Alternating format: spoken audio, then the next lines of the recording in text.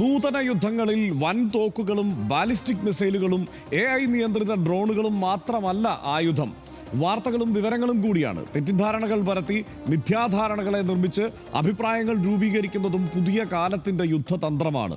ഇന്നലെ പാകിസ്ഥാൻ വ്യാജങ്ങളുടെ രാജ്യം നിർമ്മിക്കുന്നത് എങ്ങനെയെന്നും മുഹമ്മദ് സുബൈർ അടക്കം ഇന്ത്യൻ സ്വതന്ത്ര വസ്തുതാ പരിശോധകർ ആ വ്യാജ വാർത്താ കൂമ്പാരത്തെ പൊളിച്ചുകൊണ്ടിരിക്കുന്നത് എങ്ങനെയെന്നും RDX വിശദമായി ചർച്ച ചെയ്തതാണ്. ഇന്നലത്തെ രാത്രി സംഭവബഹുലമായിരുന്നല്ലോ. ഒരു പകലുകൂടി കഴിഞ്ഞ് അതേ വിഷയം ഒന്നുകൂടി RDX ചർച്ചയ്ക്കെടുക്കുകയാണ്. പാകിസ്ഥാന്റെ നിരന്തര പ്രകോപനത്തെ ഇന്നലെ ഇന്ത്യ പ്രതിരോധിച്ചുകൊണ്ടിരുന്ന സമയത്ത് ഇന്ത്യൻ ടെലിവിഷനിൽ ഏറെയും സാമൂഹിക മാധ്യമങ്ങളും അയാഥാർത്ഥ്യങ്ങളുടെ, ഇല്ലാ കഥകളുടെ, ഇല്ലാ വാർത്തകളുടെ ഗറില്ല പോര് നടത്തിക്കൊണ്ടിരിക്കുകയായിരുന്നു. നിയന്ത്രിതമായി സൂക്ഷ്മ ലക്ഷ്യഭേദിയായി അങ്ങേയറ്റം കൈയടക്കത്തോടെ ഇന്ത്യ നടത്തിയ സൈനിക ഓപ്പറേഷൻ ശരിയായ അർത്ഥത്തിൽ ഒരു യുദ്ധമായിരുന്നില്ല. പക്ഷേ അഡ്രിനാലിൻ പ്രളയമായിരുന്നു മാധ്യമ റിപ്പോർട്ടുകളിൽ.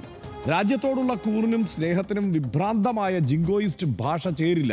അത് പ്രതിസന്ധി നേരത്ത് രാജ്യത്തിൻ്റെ നല്ല പേരിനെ തന്നെ വഷളാക്കുന്ന പ്രതീതി നിർമ്മിതി നടത്തും. യാഥാർത്ഥ്യമേത്, വാസ്തവമേത് എന്ന് തിരിച്ചറിയാൻ ഏറെ പഴുതുകളൊന്നുമില്ലാത്ത നേരത്ത് സാമൂഹിക മാധ്യമങ്ങളിൽ നേരും പൊയ്യുമായ വിവരങ്ങൾ പ്രവഹിച്ചുകൊണ്ടിരിക്കെ ഒരൊറ്റ പിഴവ് പോലും ന്യൂസ് മലയാളത്തിനും പറ്റിയില്ല എന്നല്ല. പക്ഷെ പലതും സംശയകരമായ വിവരങ്ങളാണെന്നും സ്ഥിരീകരിച്ചിട്ടില്ലെന്നും ഇങ്ങനെയും ചില വാർത്തകൾ പ്രചരിക്കുന്നുണ്ടെന്നും അവയ്ക്കൊപ്പം ചേർത്ത് ന്യൂസ് മലയാളം പറഞ്ഞുകൊണ്ടേയിരുന്നു. കിട്ടിക്കൊണ്ടിരുന്ന വിവരങ്ങൾ അപ്പാടെ അതേപടി നൽകാതിരിക്കാനും ശ്രദ്ധിച്ചു.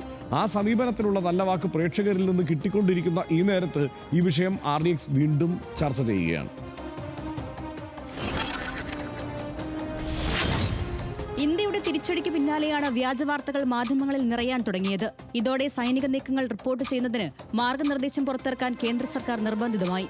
സൈനിക വിന്യാസം ലൈവായി ടെലികാസ്റ്റ് ചെയ്യുന്നത് അപകടകരമാണ്. ഭീകരവിരുദ്ധ നീക്കങ്ങളിൽ ഔദ്യോഗിക അറിയിപ്പുകളും വിവരങ്ങളും മാത്രം നൽകണമെന്നും മാധ്യമങ്ങൾക്ക് നിർദ്ദേശം. വിവിധ സോഷ്യൽ മീഡിയ സൈറ്റുകളിൽ കാണുന്ന വാർത്തകൾ യാഥാർത്ഥ്യമാണോ എന്ന് നോക്കാൻ മിക്ക മാധ്യമങ്ങളും മെനക്കെട്ടില്ല. പാകിസ്ഥാന്റെ 3 പൈലറ്റുമാരെ സൈന്യം പിടികൂടിയെന്ന വാർത്തയും വ്യാജമായിരുന്നു. പിടികൂടിയ പൈലറ്റുമാരുടേതെന്ന പേരിൽ ചിത്രം സഹിതമായിരുന്നു റിപ്പോർട്ടിംഗ്. INS വിക്രാന്ത് കറാച്ചി തുറമുഖം ആക്രമിച്ചെന്ന വാർത്ത മാധ്യമങ്ങൾ ആഘോഷിക്കുകയായിരുന്നു. എന്നാൽ നേരം വെളുത്തപ്പോഴേക്കും അങ്ങനെ ഒരു സംഭവം നടന്നിട്ടില്ല എന്ന് പുറത്തുവന്നു. പാക് ആർമി ചീഫിനെ മാറ്റി, പാക് പ്രധാനമന്ത്രി രാജ്യം വിട്ടു എന്നിങ്ങനെയും വാർത്തകൾ വന്നു. വെടിക്കോപ്പുകൾ ഏതു നിമിഷവും ശിരസിൽ പതിച്ചേക്കാം എന്ന ഭീതിയിൽ ജീവിക്കേണ്ട മനുഷ്യരോട് നാം കാണിക്കുന്ന നീതികേടാണ് ഇത്തരം വ്യാജ വാർത്തകൾ. അത് തെല്ല് സ്വയം വിമർശനത്തോടെ തന്നെ ഞങ്ങൾ കാണുകയും ചെയ്യുന്നു.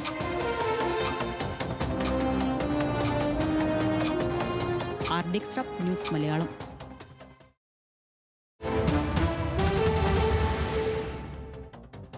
ഈ വ്യാജ വാർത്തകളുടെ ഒഴുക്കിൻ്റെ സാഹചര്യം എങ്ങനെയാണ് ആത്യന്തികമായി നമ്മുടെ രാജ്യത്തെ തന്നെ ബാധിക്കുക എന്നതുകൂടി പരിശോധിക്കണമല്ലോ. കാരണം ഒരിക്കലും ഒരു യുദ്ധം എന്നതൊരു ഫുട്ബോൾ മാച്ച് കണ്ട് അതിൻ്റെ ഒരു റണ്ണിങ് കമൻ്ററി കൊടുക്കുന്നത് പോലെയോ, ഒരു വള്ളംകളി കണ്ടതിൻ്റെ റണ്ണിങ് കമൻ്ററി കൊടുക്കുന്നത് പോലെയോ അവതരിപ്പിക്കപ്പെടേണ്ട ഒന്നല്ലല്ലോ. ആത്യന്തികമായി യുദ്ധത്തിൽ മനുഷ്യൻ മരിച്ചു വീഴുകയാണ്, അല്ലെങ്കിൽ രക്തമൊഴുകുകയാണ് എന്നുള്ള ബോധ്യത്തിൽ നിന്നുകൊണ്ട് തന്നെ വേണമല്ലോ നമ്മൾ ഓരോ മാധ്യമ പ്രവർത്തകരും അതിനെ കൈകാര്യം ചെയ്യാൻ. തീർച്ചയായും രാജ്യത്തിൻ്റെ താല്പര്യങ്ങളെ നമ്മൾ ഉയർത്തിപ്പിടിക്കുക തന്നെ വേണം, അതിനുവേണ്ടി നിലകൊള്ളുകയും വേണം. പക്ഷേ അതേസമയം നമ്മൾ ഈ യുദ്ധത്തിന് വേണ്ടിയുള്ള മുറവിളി നടത്തേണ്ടത് എന്തായാലും മാധ്യമപ്രവർത്തകരുടെ ഉത്തരവാദിത്വമല്ല. ഇന്ത്യൻ നാഷണൽ ടെലിവിഷൻസ് എന്ന് അവകാശപ്പെടുന്ന ഇംഗ്ലീഷ് ചാനലുകളിലും ഹിന്ദി ചാനലുകളിലുമൊക്കെ ഇന്നലെ നടന്നത് യഥാർത്ഥത്തിൽ എന്താണ് സനീഷ്? നിശ്ചയമായിട്ടും അത് ആ നിലക്ക് വലിയ തോതിൽ ഗൗരവത്തോടെ തന്നെ പരിശോധിക്കേണ്ടതാണ്. ഞാൻ ചില ചരിത്രപരമായിട്ടുള്ള ചില കാര്യങ്ങളിലൂടെ അതിലേക്ക് വരാം. അതായത് എയർബോൺ ലീഫ്ലെറ്റ് പ്രോപ്പഗാൻഡ എന്ന് നമ്മൾ എയർബോൺ ലീഫ്ലെറ്റ് ഡ്രോപ്പിംഗ് എന്ന് നമ്മൾ ഗൂഗിളിൽ സെർച്ച് ചെയ്താൽ അങ്ങനെ ഒരു പേജിലേക്ക് എത്തും വിക്കിപീഡിയയുടെ. അതിങ്ങനെയാണ്: airborne leaflet dropping is a type of propaganda where leaflets flyers are scattered in the air, normally by firing cluster bombs that open in mid-air with thousands of leaflets. ഒരു പടമുണ്ട് ഇതിനകത്ത്, ഫോട്ടോ തന്നെ നമുക്ക് കാണാം. അതായത് ഈ ക്ലസ്റ്റർ ബോംബുകൾക്കകത്ത് ലീഫ്ലെറ്റുകൾ, കുറിപ്പുകൾ, print ചെയ്തിരിക്കുന്ന കുറിപ്പുകൾ അതിനകത്ത് വെച്ചിട്ട് ബോംബിടുന്നത് പോലെ തന്നെ ഈ ലീഫ്ലെറ്റുകൾ പുറത്തേക്ക് ഇടുക. എന്ന് വെച്ചാൽ ബോംബുകളെ പോലെ തന്നെയും വ്യാജ വാർത്തകളും വലിയ ആയുധമാണ് യുദ്ധങ്ങളിൽ എന്ന് ലോകമഹായുദ്ധങ്ങൾക്ക് തന്നെ തൊട്ട് തന്നെ തെളിവുണ്ട്. ഇങ്ങനെ ഈ ബോംബുകൾക്കകത്ത് ഈ പേപ്പറുകൾ എഴുതി വെച്ചിട്ട് പ്രിൻ്റ് ചെയ്തിട്ടോ മറ്റോ ഈ ശത്രു രാജ്യങ്ങൾക്ക് മുകളിലേക്ക് വിതറുക, എന്നിട്ട് അതിനകത്ത് താഴെ പോവുക. ആദ്യഘട്ടങ്ങളിൽ ഇത് ഉപയോഗിച്ചിരുന്നത് 1870 ഫ്രാങ്കോ പ്രൂഷ്യൻ വാറിലാണ് ഇത് ആദ്യമായിട്ട് ഉപയോഗിച്ചത്. അതായത് വിമാനം വഴി ഇത്തരം ലീഫ്ലെറ്റുകൾ, കടലാസുകൾ താഴേക്കിടുക, ആളുകൾക്കിടയിൽ പരത്തുക എന്നത് ഉപയോഗിച്ചെന്നാണ് വിക്കിപീഡിയയിൽ കാണുന്നത്. അതെന്തായാലും ഞാൻ പറയുന്നത്, അപ്പോൾ ഇതിനകത്ത് ആദ്യകാലത്ത് പട്ടാളക്കാർക്കും നാട്ടുകാർക്കുമൊക്കെ താഴെയുള്ള ആളുകൾക്ക് വിവരങ്ങൾ കൈമാറാനായിട്ടായിരുന്നു ഈ പേപ്പർ ഉപയോഗിച്ചിരുന്നത്.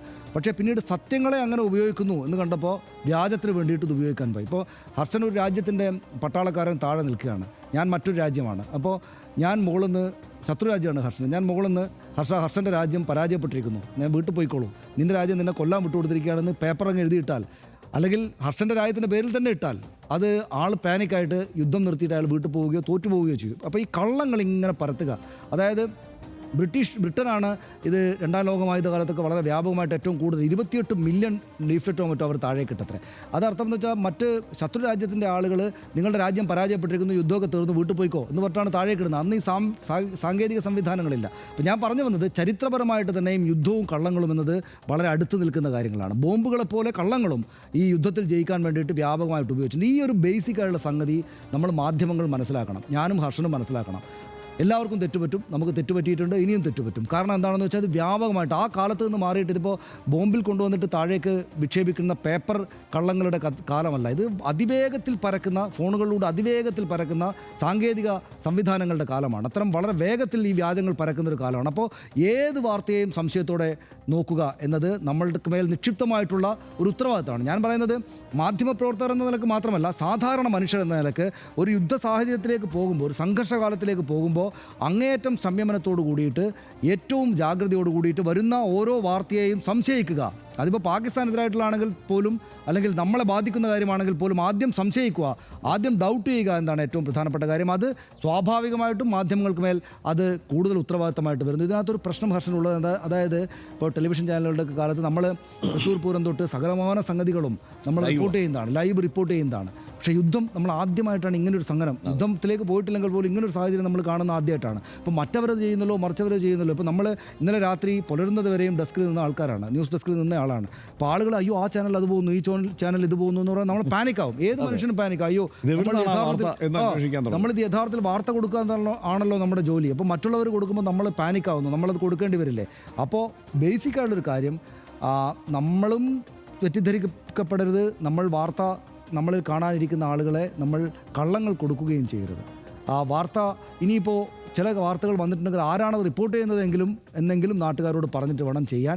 നമ്മൾ ഈ ബോംബ് പോലെ കള്ളങ്ങൾ താഴേക്ക് പായിക്കുന്ന യുദ്ധകാലത്തെ തന്ത്രങ്ങളിൽ നമ്മൾ വീണു പോകരുത്, സംശയിക്കണമെന്നാണ് എനിക്ക് തോന്നുന്നത്. സനീഷ നേരത്തെ പറഞ്ഞതിനോട് തന്നെയാണ് എനിക്ക് യോജിക്കാനുള്ളത്. കാരണം ഒരു 25 വർഷമായിട്ട് ഒരു യുദ്ധത്തിൻ്റെ സാഹചര്യം നമുക്കറിയില്ല, ഇന്ത്യൻ മാധ്യമപ്രവർത്തകർക്ക് അറിയില്ല. ഇന്ത്യൻ ന്യൂസ് റൂമുകൾ കഴിഞ്ഞ 25 വർഷത്തിനിടയ്ക്ക് വല്ലാതെ മാറിയിട്ടുമുണ്ട്. അതുകൊണ്ട് തന്നെ ഈ തീരെ പരിചയമില്ലാത്ത ഒരു സാഹചര്യത്തിലൂടെയാണ് നമ്മൾ കടന്നു പോകുന്നത്. ഇപ്പോൾ കാർഗിൽ വാറിനെ നമ്മൾ കാർഗിൽ വാർ എന്ന് പറയുമ്പോൾ തന്നെ അതൊരു സമ്പൂർണ്ണ യുദ്ധത്തിൻ്റെ സ്വഭാവം അതിനുണ്ടായിരുന്നില്ല. അപ്പോൾ അതുകൊണ്ട് ഇത് എങ്ങനെയാണ് റിപ്പോർട്ട് ചെയ്യേണ്ടത് എന്നുള്ള ആ തിരിച്ചറിവ് നമുക്കില്ല, ആർക്കുമില്ല. എനിക്കോ സനീഷിനോ പോലും ആ നിലയ്ക്കുള്ള ഒരു തിരിച്ചറിവ് ഇല്ല എന്ന് മാത്രമല്ല, അത് റണ്ണിങ് കമൻ്ററി പോലെ മറ്റെല്ലാ വാർത്തകളും ചെയ്യുന്നത് പോലെ ലൈവിൽ അങ്ങനെ എന്താണ് ഇടതടവില്ലാതെ ബോംബ് വർഷിക്കുന്നത് പോലെ കൈകാര്യം ചെയ്യാനുള്ള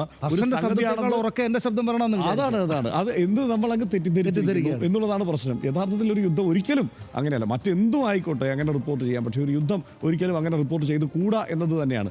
അതിൽ പക്ഷേ ആരെല്ലാം വീണുപോയി എന്നുള്ളത് ഓർക്കണം. അതാണ് ഞാൻ പറഞ്ഞത്, ഈ മാറിയ സാഹചര്യം അതിനകത്തൊരു വലിയ ഘടകമാണ്. ഇപ്പം നമുക്ക് പറ്റിയ ഒരു തെറ്റിനെ കുറിച്ച് തന്നെ ആലോചിക്കാം. ഒരു വാർത്ത വരുന്നു, ഇന്നലെ രാത്രി വന്ന വാർത്തയാണ് ഈ യുദ്ധവുമായി ബന്ധപ്പെട്ട്. അപ്പോൾ അത് കൊടുക്കണോ വേണ്ടയോ എന്നുള്ള സംശയം നമുക്ക് ഇങ്ങനെ നോക്കുമ്പോൾ വളരെ മുതിർന്ന മാധ്യമപ്രവർത്തകയായ ബർഖാദത്ത് അത് ഇങ്ങനെ സംഭവിച്ചിട്ടുണ്ട് എന്ന് തന്നെ പറയുകയാണ്, കറാച്ചിയിലെ ആക്രമണം. അപ്പോൾ ബർഖാദത്ത് അത് പറഞ്ഞു. അതിനുശേഷം എന്നിട്ടും നമ്മൾ സംശയിച്ച് നിൽക്കുകയാണ് കൊടുക്കണോ വേണ്ടയോ. പക്ഷേ അതിൻ്റെ കൂടെ വന്ന ദൃശ്യങ്ങൾ നമ്മൾ മറ്റ് AI ടൂളുകൾ വെച്ച് പരിശോധിക്കുമ്പോൾ ഇത് വിക്രാന്താണ് ഈ കപ്പൽ. അപ്പോൾ വിക്രാന്ത് പക്ഷേ നേരിട്ട് അത് ഒരു ഇതാണല്ലോ, ഒരു എയർക്രാഫ്റ്റ് കാരിയറാണല്ലോ, അതവിടെ പോയി നേരിട്ട് അങ്ങനെ ആക്രമിക്കുന്ന സ്ഥിതി ഉണ്ടാവില്ലല്ലോ എന്ന് പറയുമ്പോൾ വീണ്ടും ഇവർ തന്നെ മാധ്യമപ്രവർത്തകർ തന്നെ ഈ അമൃത്സറിൻ്റെ തെരുവുകളിലൂടെ ഇങ്ങനെ കാറിൽ സഞ്ചരിച്ചുകൊണ്ട് വീണ്ടും ഇതിനെക്കുറിച്ച് വിശദീകരിക്കുന്നു. പിന്നെ ആ വാർത്ത കിരൺ റിജിജു വരെ അത് അങ്ങനെയാണ്, അങ്ങനെ ആക്രമണം നടന്നിരിക്കുന്നു എന്ന് കേന്ദ്രമന്ത്രി തന്നെ പറയുന്ന സാഹചര്യത്തിൽ നമുക്ക് ആർക്കെങ്കിലും സംശയിക്കേണ്ട കാര്യമുണ്ടോ? അപ്പോൾ ആ നിലയ്ക്കാണ് പലപ്പോഴും വീണു പോകുന്നതാണ്. മാധ്യമങ്ങൾ ഇതിനകത്ത് മാധ്യമങ്ങളെ വല്ലാതെ അങ്ങ് കുറ്റം പറയാനും പറ്റില്ല.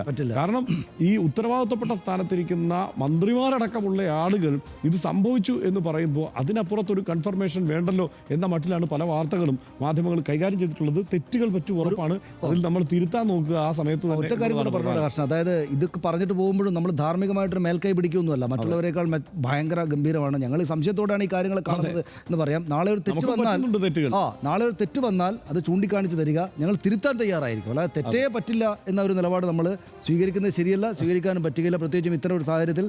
അതുകൊണ്ട് തെറ്റുകൾ ചൂണ്ടിക്കാണിച്ചാൽ തിരുത്തുക എന്തായിരിക്കും ഞങ്ങളുടെ നിലപാട്.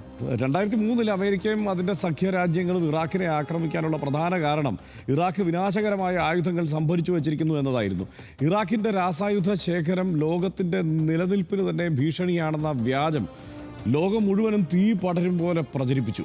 യുദ്ധശേഷം ലോകത്തിന് വെളിപ്പെട്ടു ഇറാഖിന് അത്തരം ആയുധങ്ങളൊന്നും ഉണ്ടായിരുന്നില്ല എന്ന്. ഫലമോ ലക്ഷക്കണക്കിന് ജീവൻ നഷ്ടപ്പെട്ടു. ആ രാജ്യം ഛിന്ന ഭിന്നമായി. ഐസിസ് പോലെയുള്ള ഭീകര സംഘടനകൾക്ക് വളരാനുള്ള അവസരം കിട്ടി. വ്യാജങ്ങൾക്ക് അത്രയും ആഘാതശേഷിയുണ്ട്. വേണ്ടത്ര ചിന്താശേഷിയില്ലാത്ത രാഷ്ട്രീയ നേതൃത്വമുള്ള, രാഷ്ട്രീയമായി കെട്ടുറപ്പില്ലാത്ത ഒരു കൂട്ടരോടാണ് നമ്മുടെ രാജ്യം ഇപ്പോൾ സംഘർഷത്തിൽ ഏർപ്പെടേണ്ടി വന്നിരിക്കുന്നത്. ഇത്തരം നേരങ്ങളിൽ വ്യാജ വിവരങ്ങൾക്ക് വിനാശശേഷി കൂടും. RDX ഒരു ഇടവേളയിലേക്ക്.